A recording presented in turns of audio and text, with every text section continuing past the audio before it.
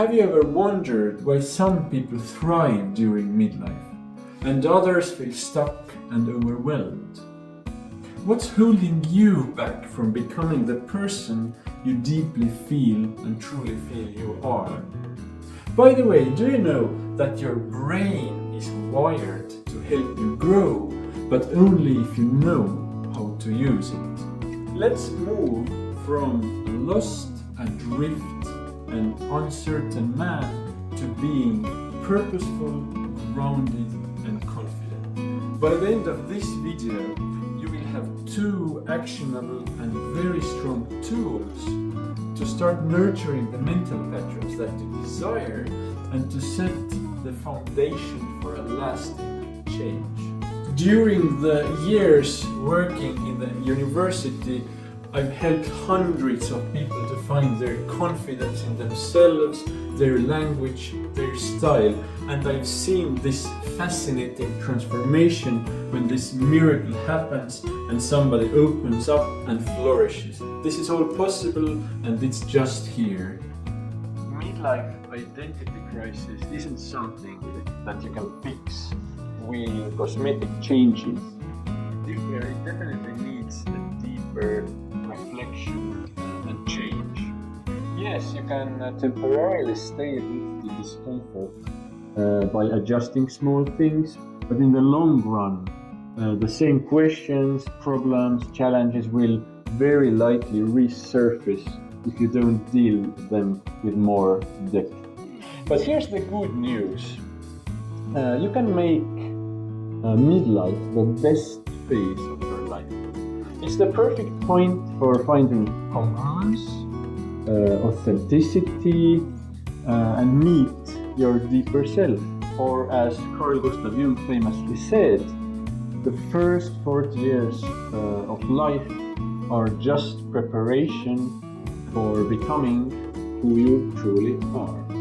So you're still watching this video, and it might mean that something deeply resonates with you in these ideas and messages, and it might be just the moment to embark on the journey towards yourself, so that every day is a step closer to feeling the way you have needed to feel for a long time. So let's delve into those 7 pillars of growth and hope during midlife, which are inevitable, and without them it's near impossible to grow in this phase of life.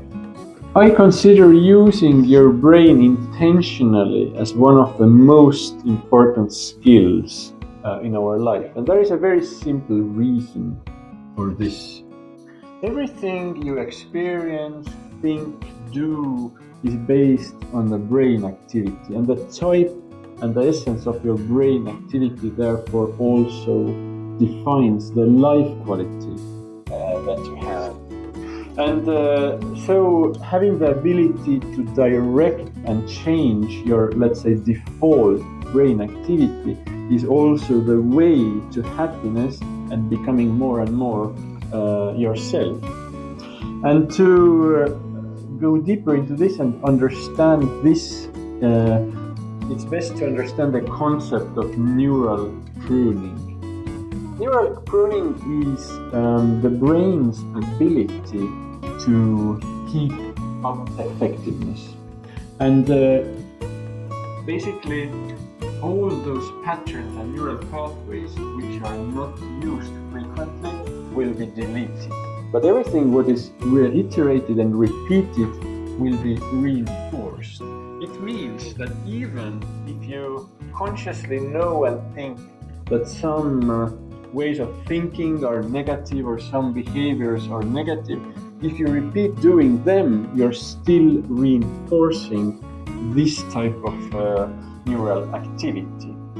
So this is the reason why analyzing problems, rethinking the past scenarios which were difficult, etc., doesn't help to solve problems, and these challenges, difficulties don't end that way. So the summary of this pillar is that everything what you repeat, they are thoughts, actions, behaviors, will strengthen, will be reinforced in your mind. And the things that you avoid doing, thinking, will over time shrink in your mind. And this is crucial for making clear choices. The mental states that you desire to have, which you find fascinating, inspiring, those you can reiterate and therefore become more and more like this. And those that you don't find helpful, you can avoid, and those patterns will ebb over time. If you want to research more about this subject, Norman Deutsch has written a fantastic book. It's called The Brain That Changes Itself. And you can also find citation under the video if you're interested. The second pillar of hope and growth is about space and time. How could you imagine yourself changing and reflecting deeply if you had no time for yourself?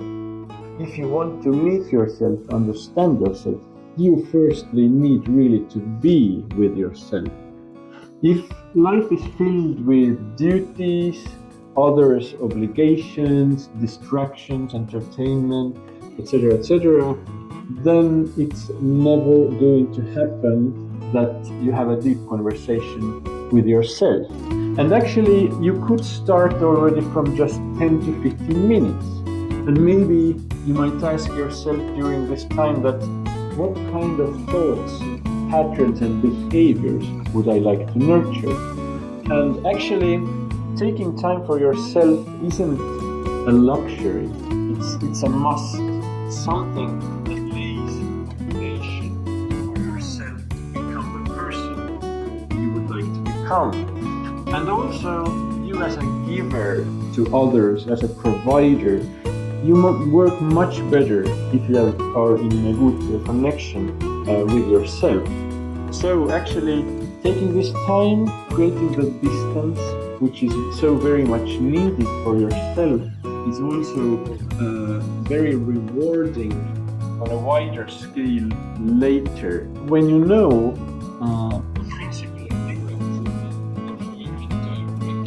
of the default mental state that you would like to achieve, and you are also aware that actually I need my time, I need my space, and it's more a must, not a luxury. You have two very strong preconditions for moving forward. If you found this video helpful, please feel free to give me a thumbs up and also share the video. If it was helpful for you, it's very likely that it could also make the lives of other people experiencing midlife problems better. And as my mission is to help as many people as possible, I would appreciate it very much. Now, about the next video.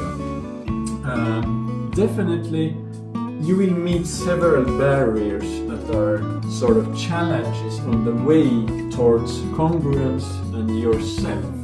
And the next video is about pillars 3 and 4, which are related to how to find will in difficult situations and why will matters, and also how to pinpoint and how to put your finger exactly on the problems that need to be dealt with. Both are crucial on the way towards knowing yourself and becoming more and more yourself. See you in the next video, and I wish you lots of inspiration and joy spending time with yourself.